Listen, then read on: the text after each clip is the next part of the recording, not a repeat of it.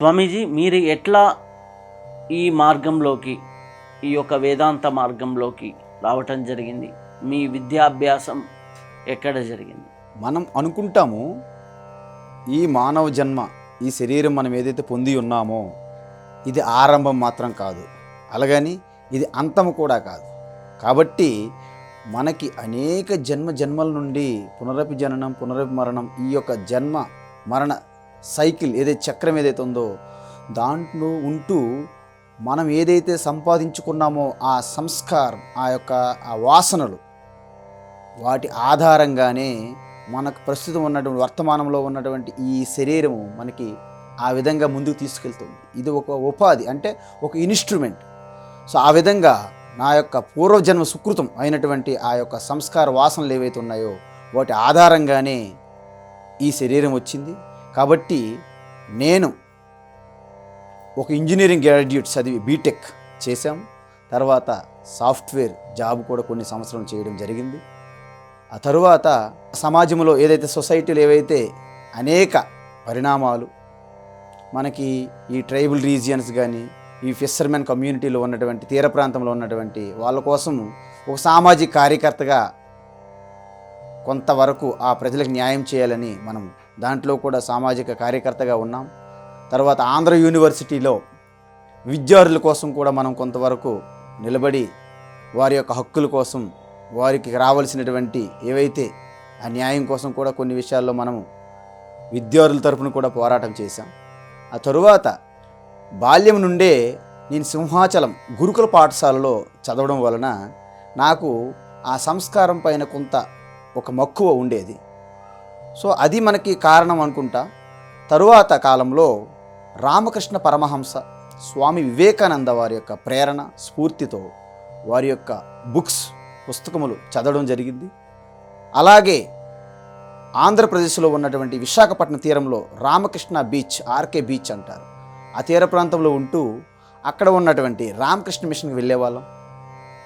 So అలా ఉన్నప్పుడు నేను ప్రతిరోజు సాయంత్రం బీచ్ దగ్గర వచ్చి కూర్చునేటప్పుడు సముద్రం వైపు చూస్తుంటే మనకి ఏదో ఒక మంచి ఉత్సాహం, ఉల్లాసం కలిగేది. ఏంటి లైఫ్ అనేది ఇంతేనా, ఇంకేమైనా ఉందా అని ఒక రకమైన ఆలోచన కలిగింది. దానికి ప్రేరణ స్వామి వివేకానంద స్వామి. ఈ సమాజం అనేది ఏంటి, రంధ్రం ఉన్న కుండ లాంటిది. మనం ఎంత నీరుతో దాన్ని నింపాలనుకున్నా నీరు దాంట్లో నిలబడదు. కాబట్టి నేను ఈ యొక్క స్టూడెంట్స్ కోసము, ప్రజల కోసము ఈ సమాజంలో ఉండి మనం ఎంత ప్రయత్నించినా అది పూర్తిగా సంభవం అయ్యే పరిస్థితి కనిపించదు. ఇది కాదు, ఈ సమాజాన్ని అంతటికి కూడాను శాసించేది, నియంత్రించేది ఒక పవర్ ఉంది. అదేంటో తెలుసుకోవడం తప్ప ఈ జీవితంలో అల్టిమేట్ న్యాయం అనేది, జస్టిస్ అనేది జరగదు అని ఒక నిర్ణయం కలిగింది. దానికి కారణం రామకృష్ణ పరమహంస, అదేవిధంగా స్వామి వివేకానంద. అక్కడి నుండి నేను ఒక ప్రతిజ్ఞ సంకల్పం తీసుకొని ఋషికేశ్ హిమాలయాలకు ప్రయాణించడం జరిగినది. అక్కడ శివానంద ఆశ్రమంలో వెళ్ళి పర్మిషన్, అనుమతి తీసుకొని అక్కడే ఉంటూ యోగ వేదాంత ఫారెస్ట్ అకాడమీలో వేదాంత కోర్సు చేశాం. అక్కడ కర్మయోగిగా ఉంటూ బ్రహ్మచారిగా రిసెప్షన్లో కూడాను సేవ చేస్తూ, ఆ పక్కనే ఉన్నటువంటి ఆర్ష విద్యాపీఠం స్వామి దయానంద సరస్వతి ఆశ్రమం ఉన్నది, అక్కడికి కూడా వెళ్ళడం జరిగింది. అక్కడ మొట్టమొదటిసారి మా గురువులు అయినటువంటి స్వామి తత్వవిధానంద సరస్వతి గారి యొక్క దర్శనం కలిగింది. అదేవిధంగా పూజ్యస్వామి దయానంద సరస్వతి వారి యొక్క దర్శనం కూడా కలిగింది. అక్కడ వేదాంత కోర్సు అభ్యసించి తరువాత దయానంద స్వామి వారి యొక్క గురువు అయినటువంటి స్వామి చిన్మయానంద సరస్వతి వారు సాందీపిని సాధనాలైన ఒకటి పెట్టారు, చిన్మయ మిషన్, ముంబైలో ఉంది. అక్కడికి వెళ్ళి అక్కడ కూడా వేదాంత కోర్సు చేసిన తరువాత ఒక పూర్తిగా బ్రహ్మ విద్య అధ్యయనం జరిగిన తరువాత అక్కడ నుండి ఉత్తరకాశీ వెళ్ళాను. ఎందుకంటే స్వామి చిన్మయానంద సరస్వతి వారి యొక్క గురువు గారు అయినటువంటి వారికి ఇద్దరు గురువులు. ఒకరు స్వామి శివానంద సరస్వతి, సన్యాసి దీక్ష ఇచ్చిన గురువు. అదేవిధంగా బ్రహ్మ విద్య ఉపనిషత్తులన్నీ బోధించినటువంటి గురువు స్వామి తపోవనం, వారు ఉత్తరకాశీలో ఉండేవారు. అందువలన నా ప్రయాణం కూడాను మళ్ళీ ఉత్తరకాశీ వైపు సాగింది. ఉత్తర కాశీలో ఆదిశంకర బ్రహ్మ విద్యాపీఠం ఉంటుంది. అక్కడ ఉండి ఆదిశంకరాచార్యులు రచించినటువంటి ఉపనిషత్తులు, దశ ఉపనిషత్తులు అంటారు, అంటే 10 ఉపనిషత్తులకి వ్యాఖ్య అంటే భాష్యాలు ఏవైతే రాశారో వాటికి ప్రస్థానత్రయం అని అంటారు. అంటే ఉపనిషత్తులు, బ్రహ్మసూత్రములు, భగవద్గీత ఈ మూడింటిని కలిపి ప్రస్థానత్రయము అంటారు. వాటిపైన జగద్గురు ఆదిశంకరాచార్య రాసినటువంటి భాష్యాలకి ప్రస్థానత్రయ భాష్యం అంటారు. అది ప్రపంచంలో అది ప్రఖ్యాతిగాంచినటువంటి అద్భుతమైనటువంటి ఒక ఆ బ్రహ్మ సంకల్పం నుంచి వచ్చినటువంటి ఆవిష్కరణం. అందువలన ఆదిశంకరాచార్యకి తుల్యమైనటువంటి ఒక గురువు అనేవారు ప్రస్తుత సమాజంలో ఇప్పటి వరకు లేరు, ఉండరు, ఉండబోరు. అందువలన జగద్గురు అంటే ఆ కృష్ణం వందే జగద్గురువు. అదేవిధంగా ఆదిశంకరుడు కూడాను జగద్గురువుగా మనము కొనియాడుతున్నాం. అయితే స్వామి, ఇప్పుడు సాధన అంటారు. అసలుకి సాధన, ఉపాసన, అలాగే ధ్యానము మేము చేస్తున్నాం అంటుంటారు. అలాగే సాధనకి, ఉపాసనకి, ధ్యానానికి, అలాగే ఈ సాధన చేయాలా ఏంటి అనేదానికి రైట్ డెఫినేషన్స్ ఉపనిషత్తుల్లో ఏం చెప్పబడ్డాయి? అందరూ ఏదో చెప్తారు. సాధన అనగానే నేను ఈ శ్రీ విద్యా సాధన చేస్తున్నా, లేకపోతే ఇదంట. అలా సాధన అంటే డెఫినేషన్ ఏంటి? ఉపాసన అంటే డెఫినేషన్ ఏంటి? ధ్యానము అంటే ఏంటి? మంచి ప్రశ్న అడిగావమ్మా. ఎందుకంటే ఇటువంటి సంశయాలు, సందేహాలు ప్రతి ఒక్కరిలో ఉంటాయి. కానీ ఎప్పుడు ఎవరిని అడగాలి, దానికి ప్రామాణికం ఎవరు, అథెంటిసిటీ అనేది తెలియక ఈ అజ్ఞానాన్ని మనం పంచుకుంటూ పోతున్నాం. దాన్నే ఒకరి తర్వాత ఒకరికి మనం అందిస్తున్నాం. దేన్ని? అజ్ఞానాన్ని. సో దీన్ని అజ్ఞాన పరంపర లేదా అంధ పరంపర అంటారు. కాబట్టి మీరు వాటిపైన ప్రశ్నలు అడగడం అనేది చాలా హర్షణీయము, చాలా ఆనందం నాకు. ఉపనిషత్తులు అంటే మనము ప్రతి ఒక్కరు నోటంటే కూడా ఉపనిషత్తులు అంటారు.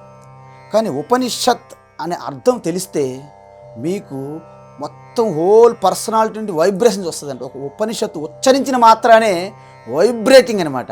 అంటే హోల్ యూనివర్స్ ఎలాగైతే వైబ్రేటింగ్ అవుతుందో అంతటి వైబ్రేషన్ శక్తి మీలో కలుగుతుంది. ఏంటి? ఉపనిషత్ అని ఉచ్చరించిన మాత్రానే. మనం తెలియకుండా దాని పదాన్ని వాడేస్తున్నాం. రామ రామ అని చెప్పారు నారద మహర్షి. ఎవరికి? రత్నాకర్కి. రామ అనలేక మరా అని చివరికి రామ అనేదాన్ని పొందాడంట. అంటే రామతత్వం తెలిసిన తరువాత రామ ఉచ్చరించడం వేరు, రామచిలకలాగా రామ అనడం వేరు. అందువలన ఉపనిషత్ అంటే వేరుగా సెపరేటింగ్ ఏమి ఉండదు. వేదములోన అంతర్భాగమైనటువంటి ఉపనిషత్తు. అంటే వేదం అంటే ఏంటి? వేదం ఏంటంటే మనం ఏదైనా విషయం తెలుసుకోవాలన్నా మనకి ప్రత్యక్ష ప్రమాణం అంటారు. అంటే ఏంటి? కనులు, చెవులు, ముక్కు, నోరు, చర్మము, వీటన్నిటి ద్వారా మనము విషయ జ్ఞానం తెలుస్తోంది. వాటికి జ్ఞానేంద్రియాలు అంటారు. అదేవిధంగా ఈ జ్ఞానేంద్రియములతో పాటు కర్మలు, యాక్షన్స్ చేయడానికి కర్మేంద్రియాలు అంటారు. అంటే మాట్లాడడానికి వాక్, అదే చేతులు, కాళ్ళు, మలమూత్ర విసర్జనలు చేసే ఇంద్రియాలు 2, మొత్తం 5 కర్మేంద్రియాలు. వీటన్నిటివి కూడా బయట ఉన్నాయి, బాహ్యేంద్రియాలు అంటారు వీటిని. మరి లోపల కూడా ఒక ఇంద్రియం ఉంది, దాన్ని అంతఃకరణం అంటారు. అది 4 ఫంక్షన్లుగా పనిచేస్తుంది. 1 బుద్ధి, 2 మనస్సు, 3 చిత్తము, 4 అహంకారం. ఈ ఇంద్రియములకి ఈ అంతఃకరణం అన్నిటికి కూడాను అధిష్టాన దేవతలు ఉన్నాయి. అందువలన మనం బయట ఏ దేవతలను చూస్తున్నామో వాస్తవానికి ఆధ్యాత్మికంగా అన్ని దేవతలు కూడాను మీ ఇంద్రియముల వెనుక, మీ అంతఃకరణం వెనుక, మీ కర్మేంద్రియం వెనుక, ప్రతి వెనుక ఒక అధిష్టాన దేవతా శక్తి ఉంది. ఉదాహరణకి కనులు, సూర్య అధిష్టాన దేవత శక్తి. మనం చూస్తుంటే డైరెక్ట్ కన్ను ద్వారా చూస్తున్నామని కాదు, ఇది గోళకం అంటారు. దీని వెనక ఇంద్రియం ఉంటుంది, దాని వెనక అధిష్టాన దేవత ఉంటుంది. 3 రకాల పని చేయాలి. అందుకే కన్ను బాగున్నప్పటికీ ఇంద్రియం అధిష్టాన దేవత లేకపోతే కనిపించదు. ఒకవేళ అధిష్టాన దేవత ఇంద్రియం బాగుందనుకోండి, యాక్సిడెంట్ అయ్యి మనిషి చనిపోయారనుకోండి, ఆ కన్ను తీసుకొచ్చి మిగతా వాళ్ళు పెడితే పనిచేస్తుంది. ఎందుకు? ఎవరికైతే కన్ను పెడుతున్నామో వారిలో అధిష్టాన దేవత ఇంద్రియం బాగా ఉన్నదని అర్థం. అవి పని చేయలేదనుకోండి, మీరు ఎంత ఆరోగ్యవంతమైనటువంటి కన్ను అప్పటికప్పుడు తీసుకొచ్చి పెట్టినా వాటికి పని చేయదు. ఎక్విప్మెంట్ అనమాట. సో ప్రతి ఇంద్రియం వెనక కూడాను దేవతలు ఉన్నారు. సో అందువలన వేదం ఏం చెప్తుందంటే ఈ ప్రత్యక్షము అనుమానం ద్వారా, అంటే చూడండి, ఒక పర్వతం పైన మనకి పొగ కనిపిస్తుంది, అక్కడ అగ్ని కనిపించట్లేదు, కానీ అక్కడ పొగ వస్తుందంటే అగ్ని ఖచ్చితంగా ఉంటుంది అని అనుమానం పడతాం మనం. ఎందుకు? మనము అగ్ని ఎక్కడైనా ఉన్నప్పుడు పొగ కూడా వస్తుంది, మనం వంటశాలలో చూసాము, అది మన జ్ఞానం ఉంది ఆల్రెడీ, దాన్ని అనుమాన ప్రమాణం అంటారు. ప్రత్యక్షంగా చూడడం ప్రత్యక్షం. ఈ రెండింటికి అందనిది అంటే ఏంటి? ఇప్పటి వరకు సైన్స్ అండ్ టెక్నాలజీ అంతా కూడాను ప్రత్యక్షము అనుమానం ద్వారా తెలుసుకున్నటువంటి జ్ఞానమే ప్రపంచం అంతా. ఈ రెండింటికి అందని జ్ఞానం ఏదైతే ఉందో దాన్ని పురుష బుద్ధి ద్వారా అందదు కాబట్టి అపౌరుషేయము అంటారు, అది వేదము అంటారు. అంటే ప్రత్యక్షం ప్రత్యక్షానుమిత్యేవ యస్తోపాయో న బుధ్యతే ఏనం విదంతి వేదేన తస్మాత్ వేదస్య వేదత అంటారు. అంటే ప్రత్యక్షానికి అనుమానానికి అందనప్పుడు తన యొక్క వ్యక్తిత్వాన్ని, ఇండివిజువాలిటీని పూర్తిగా విస్మరించి మీరు సమష్టిలో ఒక టోటల్ కాస్మిక్లో లయమైనప్పుడు ఆ యొక్క ఈశ్వరుని యొక్క జ్ఞానం ఏదైతే ఈ యొక్క సమష్టి అనే సమాధి స్థితిలో ప్రకటమైనటువంటి ఆ జ్ఞానాన్ని వేదము అంటారు.